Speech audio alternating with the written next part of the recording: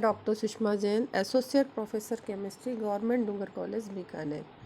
आज मैं BSc part third chemistry के पेपर सेकेंड की यूनिट थर्ड का topic amino acids, peptides, proteins and nucleic acid में से एमिनो एसिड के बारे में बताऊंगी। एमिनो एसिड्स में पेप्टाइड्स क्या होते हैं और पेप्टाइड्स का सिंथेसिस किस प्रकार से किया जाता है, उसके बारे में आज विस्तार से समझाऊंगी। एमिनो एसिड्स में एक एमिनो ग्रुप होता है और दूसरा कार्बोक्सिल ग्रुप होता है। एमिनो ग्रुप की जो प्रकृति है वो क्षारीय प्रकृति है और कार्बोक्सिल ग्रुप की प्रकृति अम्लीय प्रकृति है। तो यदि दो एमिनो एसिड्स के मॉलिक्यूल आपस में संयुक्त हो जाएं तो एक लवण बनाते हैं और दोनों एमिनो एसिड के मॉलिक्यूल आपस में NHCO बंध के द्वारा जुड़ जाते हैं। तो इस जो NHCO बंध को हम कहते हैं पेप्टाइड बंध, और जो लवण हमें प्राप्त होता है उसे कहते हैं डाइपेप्टाइड। जैसा कि यहाँ इक्वेशन में दिखाया है, ये एक एमिनो एसिड है NH2CHRCOH, NH2CHRCOH। ये दो एमिनो एसिड्स हैं, आपस में संयुक्त हो गए, 1 मोल वाटर का बाहर निकाल देते हैं और बना लेते हैं NH2CHR C double bond O NHCHRCOH। तो यहाँ पर ये जो बंध है CONH बंध, इसको हम बोलते हैं पेप्टाइड बंध, और जो बना हुआ मॉलिक्यूल है इसको हम कहते हैं डाइपेप्टाइड। तो अगर हम पेप्टाइड बंध के द्वारा 3 एमिनो एसिड को जोड़ दें तो उसको बोलते हैं ट्राइपेप्टाइड्स, और अगर हम 4 एमिनो एसिड्स को पेप्टाइड बंध के द्वारा जोड़ दें तो जो मॉलिक्यूल हमें प्राप्त होगा वो कहलाएगा टेट्रापेप्टाइड्स। तो इस तरह से हम कई सारे एमिनो एसिड्स को पेप्टाइड बंध के द्वारा जोड़ सकते हैं और जोड़कर पॉलीपेप्टाइड्स का फॉर्मेशन कर सकते हैं। तो पॉलीपेप्टाइड्स में कई सारे पेप्टाइड बंध होते हैं। जब पॉलीपेप्टाइड में 100 से अधिक एमिनो एसिड जुड़े हुए हों तो उसे हम प्रोटीन कहते हैं। तो पॉलीपेप्टाइड और प्रोटीन एक ही चीज़ है जिसमें कि कई सारे एमिनो एसिड्स पेप्टाइड बंध के द्वारा जुड़े हुए होते हैं। तो देखते हैं कि एक डाइपेप्टाइड ग्लाइसिल एलेनिन का एग्जाम्पल लेके देखते हैं कि इस डाइपेप्टाइड को हम किस प्रकार से सिंथेसिस कर सकते हैं। तो सबसे पहले बर्गमान नामक वैज्ञानिक ने इसकी सिंथेसिस की मेथड दी, उसी के नाम पर इसे कहते हैं बर्गमान मेथड। तो इस सिंथेसिस में जो पहली फर्स्ट में स्टेप है वो है प्रोटेक्शन ऑफ एमिनो ग्रुप। हम जो एमिनो एसिड्स उपयोग में ला रहे हैं, जैसे यहाँ पर ये ग्लाइसिन लिया हुआ है NH2CH2COH, इसको किसी रिएजेंट के द्वारा रिएक्ट करा के इस NH2 ग्रुप का प्रोटेक्शन कर लेते हैं। यहाँ पर हमने जो रिएजेंट काम में लिया है वो लिया है बेंजिल क्लोरोफॉर्मेट C6H5CH2OCOCl। इसकी अभिक्रिया जब ग्लाइसिन के साथ कराते हैं तो यहाँ से 1 मोल HCl का बाहर निकल जाता है और बन जाता है कार्बोक्सी बेंजिल ग्लाइसिन, जिसका स्ट्रक्चर होता है C6H5CH2O C double bond O NHCH2COH। ये जो कार्बो बेंजोक्सिल ग्लाइसिन बनता है, इसकी अभिक्रिया फिर सल्फोनाइल क्लोराइड के साथ करा के हम इसका एसिड क्लोराइड प्राप्त कर लेते हैं। रिएक्शन इस प्रकार से होती है कि C6H5CH2OCO NHCH2COH reaction with SOCl2 chlorination हो जाएगा और यहाँ पर बन जाएगा COH के स्थान पर हो जाएगा COCl, यानी कि हमें इस एसिड का क्लोराइड प्राप्त हो जाएगा और कंपाउंड प्राप्त होगा C6H5CH2OCO NHCH2COCl। इसका नाम है कार्बोबेंजोक्सिल ग्लाइसिन क्लोराइड। तो सेकेंड स्टेप में हमने क्या किया कि जो हमारा कार्बोक्सी बेंजिल ग्लाइसिन बना था इसका क्लोराइड प्राप्त कर लिया SOCl2 के साथ अभिक्रिया करके। थर्ड स्टेप में जो एसिड क्लोराइड हमें बना है वो उसकी रिएक्शन हम दूसरे एमिनो एसिड, जैसे कि यहाँ पे लिया एलेनिन लिया है, एलानिन के साथ करवाते हैं और रिएक्शन के बाद एक डाइपेप्टाइड बन जाता है। यहाँ देखिए C6H5CH2O C double bond O NHCH2COCl plus NH2CH3COH, यहाँ से ये एक HCl का मॉलिक्यूल बाहर निकल जाता है और ये पूरा रेस्ट मॉलिक्यूल आपस में जुड़ जाता है और जुड़कर ये एक डाइपेप्टाइड्स बना लेता है, जिसमें कि 2 CONH बॉन्ड बन जाते हैं, एक ये CONH और दूसरा ये CONH।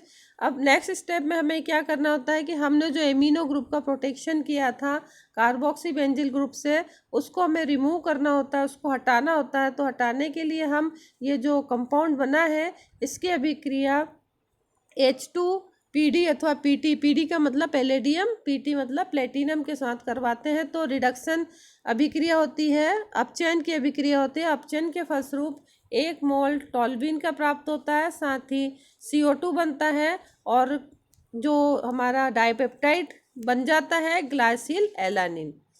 तो इस तरह से हम 4 स्टेप्स के द्वारा एक डाइपेप्टाइड का फॉर्मेशन कर लेते हैं।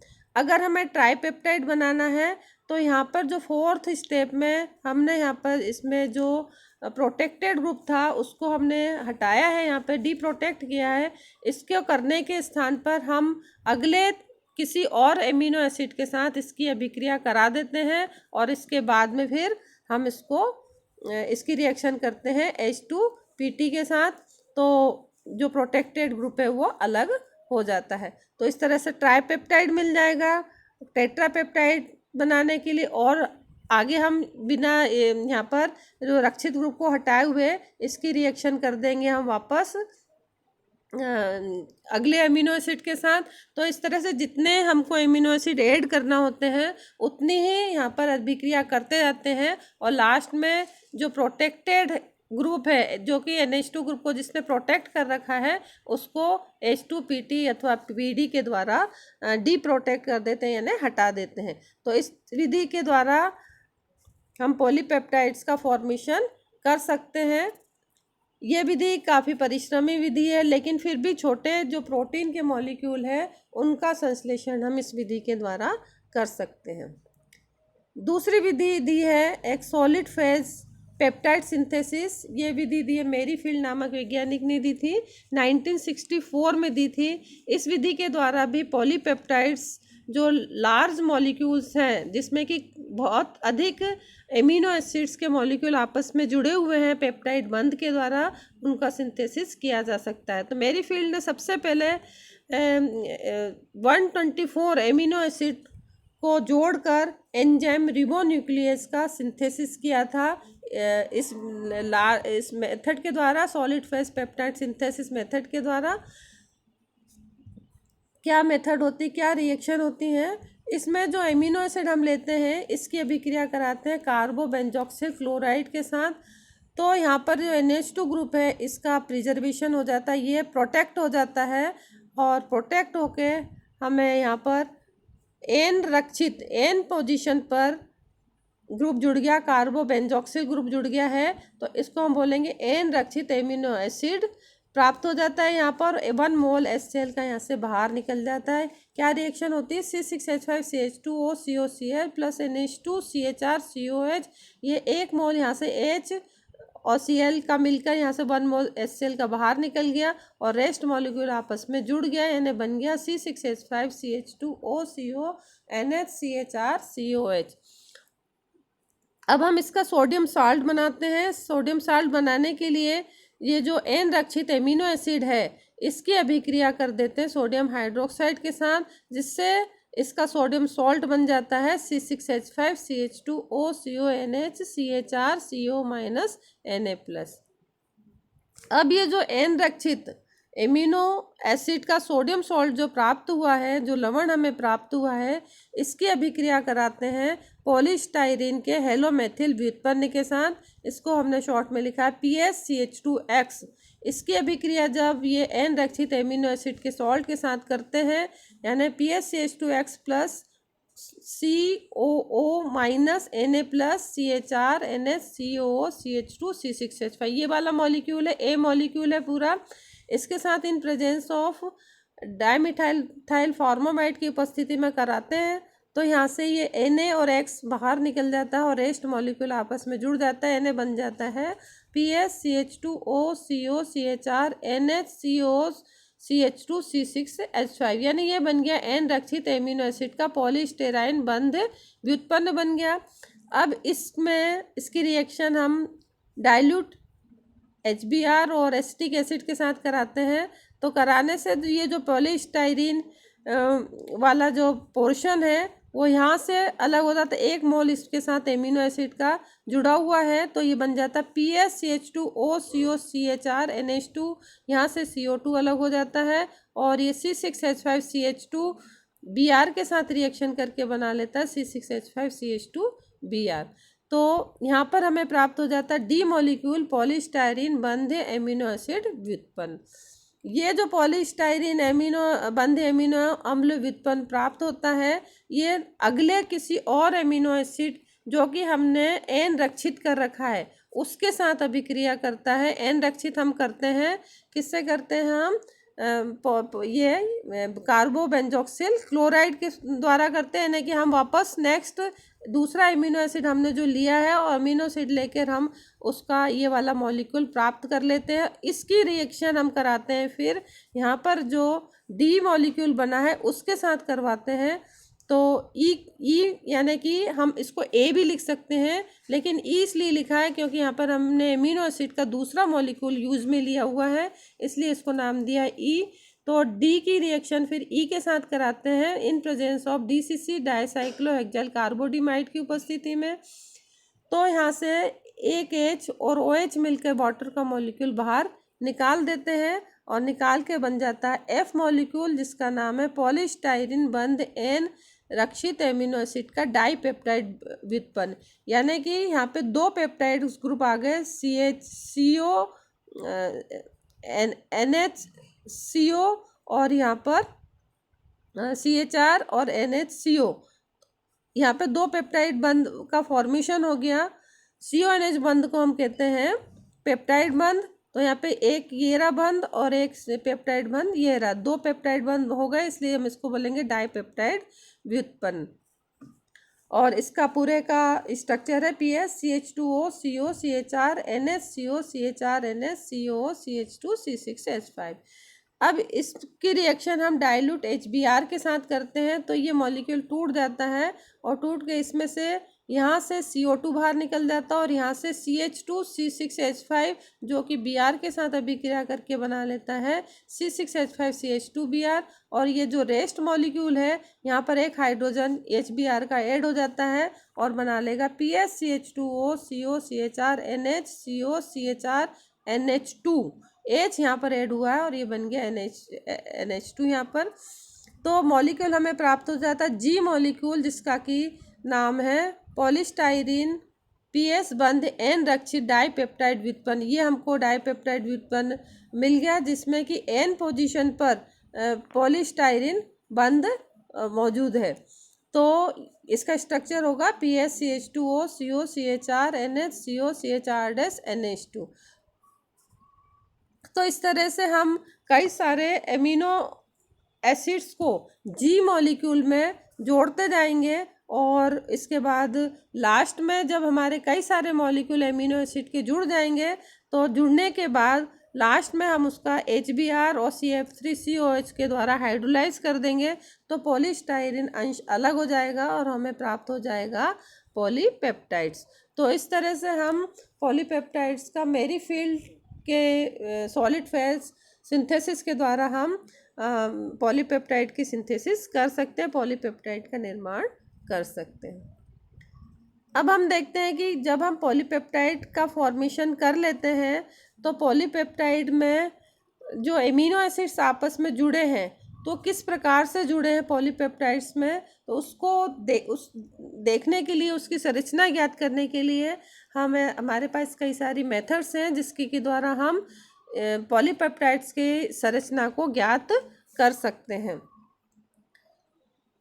पॉलीपेप्टाइड्स में जो एमिनो एसिड्स हैं उनके जुड़ने का क्रम भिन्न भिन्न हो सकता है, जैसे कि फॉर एग्जांपल ग्लाइसिल और एलेनिन, ये 2 एमिनो एसिड्स हैं, ये आपस में 2 तरह से जुड़ के डाइपेप्टाइड्स का फॉर्मेशन कर सकते हैं। एक तरह से जुड़ के ये बनाते हैं ग्लाइसिल एलेनिन, जिसमें कि ग्लाइसिन का N सिरा मुक्त रहता है और एलेनिन का C सिरा मुक्त रहता है। और दूसरे तरह से जुड़कर ये बनाते हैं डाइपेप्टाइड एलेनिल ग्लाइसिल।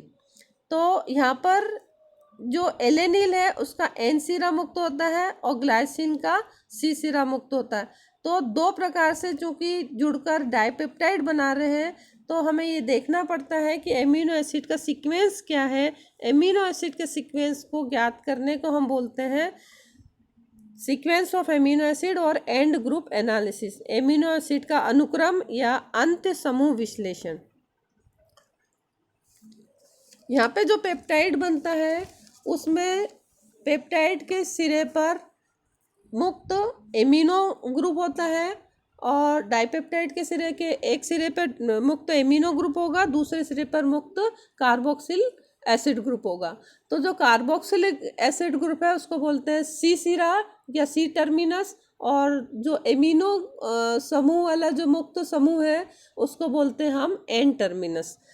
तो जब हमें अंत सीक्वेंस ऑफ एमिनो एसिड ज्ञात करना होता है तो हम एन टर्मिनस एमिनो एसिड की किसी विशिष्ट रिएजेंट के साथ अभिक्रिया करते हैं और जो उसके एन सिरे को किसी चिन्हित कर लेते हैं हम उस विशेष अभिकर्मक के साथ अभिक्रिया करवा के। तो जो कंपाउंड बनता है फिर उसको हम हाइड्रोलाइज कर लेते हैं, जल अपघटन करते हैं, तो जो अंकित एमिनो एसिड है वो अलग हो जाता है और उसकी हम फिर पहचान कर लेते हैं। तो इस तरह से हम एमिनो एसिड का जो सीक्वेंस है उसको ज्ञात कर लेते हैं। तो अगर मान लीजिए एमिनो एसिड के जो डाइपेप्टाइड्स है उसके एन पोर्शन यानी कि एमिनो वाले पोर्शन पर हम किसी रिएजेंट की अभिक्रिया कराते हैं और यानी कि उस एन पोर्शन को एन टर्मिनस को अगर हम चिन्हित कर लेते हैं किसी अभिकर्मक के साथ अभिक्रिया करा के और फिर हम उसको हाइड्रोलाइज कर लेते के एमिनो एसिड को अलग करके उसकी पहचान कर सकते हैं।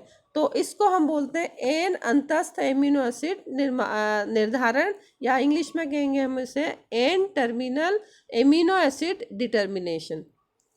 तो N terminal amino acid determination करने के लिए कई रिएजेंट्स हम काम में लाते हैं। अलग अलग रिएजेंट्स के आधार पर जो मेथड्स हैं वो अलग अलग है। जैसे एडमान नामक वैज्ञानिक ने जो रिएजेंट उपयोग में लाया एन टर्मिनस के साथ रिएक्शन के लिए, एन टर्मिनस को चिन्हित करने के लिए, वो है फिनाइल आइसोथायोसाइनेट। उसने C6H5 N double bond C double bond S की अभिक्रिया की। ये जो डाइपेप्टाइड है इसके साथ NH2CHR CO NH CHR CONH CHR COH।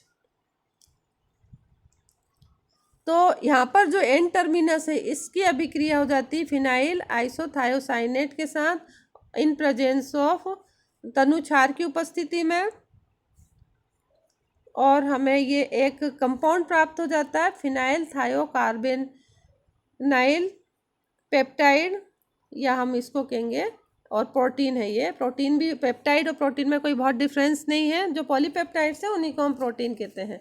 तो ये बन जाता है C6H5 NHCS NHCHR CONH CHR C double bond O NHCHR COH, यानी कि यहाँ पर एक कंडेंसेशन की अभिक्रिया हो गई, संघनन की अभिक्रिया होकर ये मॉलिक्यूल हमें प्राप्त हो जाता है। इसको जब किसी डाइल्यूट HCl के द्वारा हाइड्रोलाइज करते हैं तो बनता है फिनाइल थायोहाइडेंटोइन। इसका स्ट्रक्चर ये है C double bond S NHCHR CO N C6H5, और जो रेस्ट मॉलिक्यूल है वो अलग हो जाता है जो कि अप्रभावित होता है। तो यहाँ पर जो एन टर्मिनस वाला जो एमिनो एसिड है उसके साथ फिनाइल थायोहाइडेंटोइन बन गया, इसकी हम पहचान कर लेते हैं। और इस तरह से जो फिनाइल थायोहाइडेंटोइन है उसको सिरे वाले एन सिरे वाले एमिनो, कौन सा फिनाइल थायोहाइडेंटोइन बना है वो एन सिरे वाले एमिनो एसिड की पहचान इसके द्वारा हम आसानी से की जा सकती है। तो अब अगला एमिनो एसिड हमको ज्ञात करना है अपने पेप्टाइड बंध में, तो हम वापस इसकी अभिक्रिया फिनाइल आइसोथायोसाइनेट के साथ कराते हैं। तो जो टर्मिनल एन टर्मिनल पर जो एमिनो एसिड है इसकी अभिक्रिया हो जाएगी फिनाइल आइसोथायोसाइनेट के साथ, और लास्ट में हमें मिल जाएगा फिनाइल थायोहाइडेंटोइन। तो इन अलग अलग फिनाइल थायोहाइडेंटाइन को अलग अलग कर लेते हैं और उस इन के द्वारा हम एमिनो एसिड की पहचान कर लेते हैं और उनका सीक्वेंस को ज्ञात कर लेते हैं। तो इस तरह से लगभग 40 एमिनो एसिड के सीक्वेंस को पता लगाया जा सकता है। दूसरी मेथड है सेंगर की मेथड, जिसको कि हम कहते हैं डीएनपी मेथड, और ये 1945 में सेंगर ने दी थी। इसने पेप्टाइड जो है उसकी रिएक्शन की एफडीएनपी है 1-फ्लोरो-2,4-डाइनाइट्रोबेंजीन। तो ये रिएजेंट जो एमिनो ग्रुप है उसको चिन्हित करने के लिए काम में लाया। तो इसके साथ अभिक्रिया होने पर ये बन जाता है 2,4-डाइनाइट्रो फिनाइल डेरिवेटिव बन जाता है। इसमें से 1 मोल HF का बाहर निकल जाता है। ये देखिए यहाँ पर HF का बाहर निकल गया और रिएक्शन सोडियम बाइकार्बोनेट की उपस्थिति में की जाती है। तो कंपाउंड बनता है 2,4-डाइनाइट्रोफिनाइल डेरिवेटिव। इसको जब हम हाइड्रोलाइज करते हैं तो ये थर्ड कंपाउंड ये प्राप्त हो जाता है।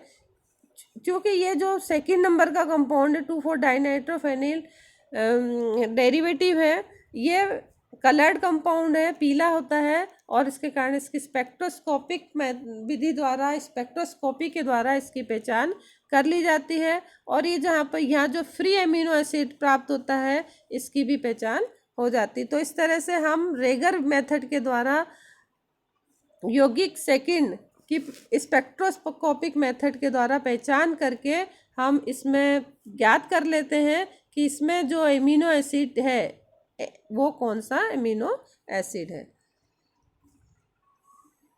थर्ड मेथड है डेंसिल मेथड।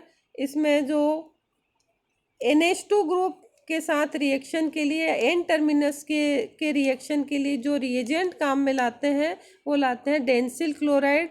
तो डेंसिल क्लोराइड की इस पॉलीपेप्टाइड के साथ रिएक्शन से जो कंपाउंड प्राप्त होता है उसको फिर जब हाइड्रोलाइज करते हैं तो हाइड्रोलाइज से ये डेंसाइल डेरिवेटिव प्राप्त होता है। ये इस डेंसाइल डेरिवेटिव की, जिसमें कि ये एमिनो एसिड वाला पार्ट जुड़ा हुआ है, इसकी पहचान हम यहाँ पर फ्लोरीमेट्री के द्वारा कर लेते हैं। तो इस तरह से एमिनो एसिड का सीक्वेंस हमें प्राप्त हो जाता है। तो 3 मेथड के द्वारा, पहली मेथड थी अडमान मेथड के द्वारा, दूसरी सेंगर मेथड के द्वारा और तीसरी डेंसिल मेथड के द्वारा हम एमिनो एसिड के सीक्वेंस को अंत्य ग्रुप एनालिसिस के द्वारा हम ज्ञात कर सकते हैं। इसमें जो अंत्य ग्रुप एनालिसिस है वो एन अंतस्थ एमिनो एसिड एनालिसिस है। तो N terminal amino acid determination है ये पूरा। हम एमिनो एसिड के सीक्वेंस की पहचान C terminal amino acid determination के द्वारा भी कर सकते हैं, जिसे कि अगले टर्न पर डिस्क्राइब करेंगे। Thank you.